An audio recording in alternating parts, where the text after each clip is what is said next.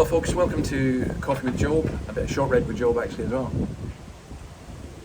Animal minks, brilliant shortbread. If you're on a no sugar diet, you're in trouble. But we're going to look today at a really interesting question. Now, I've said before that Christopher Ash's book has been enormous help to me, and that remains true. By the way, we've got this howling gale just now, so I hope that doesn't affect things too much. And Christopher Ash has been an enormous help because he's persuaded me that Elihu, rather than being an arrogant young man who doesn't know what he's talking about, is really a prophet of God. Chapter 33, verse 1. But now, Job, listen to my words. Pay attention to everything I say. I'm about to open my mouth. My words are on the tip of my tongue. My words come from an upright heart. My lips speak sincerely what I know. The Spirit of God has made me. The breath of the Almighty gives me life. Answer me then if you can. Stand up and argue your case before me. I am the same as you in God's sight. I too am a piece of clay. No fear of me should alarm you, nor should my hand be heavy on you. But you have said in my hearing, I heard the very words. I am pure, I have done no wrong, I am clean, I'm free from sin. Yet God has been fault with me, he considers me his enemy. He fastens my feet in shackles, he keeps close watch on all my paths.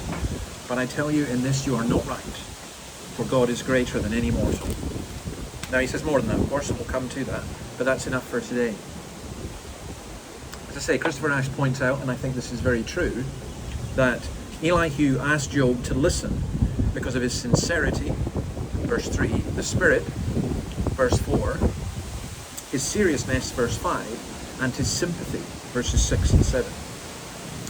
He says that Job has said he is innocent, which he has, and that Job has accused God of targeting him unfairly, which he has. And this is the key here.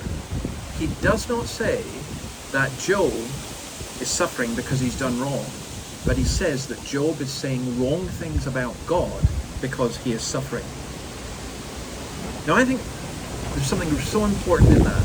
Let God be true and every man a liar. To me, it would be absolute hell if God lied. It would be absolute hell if God was unjust.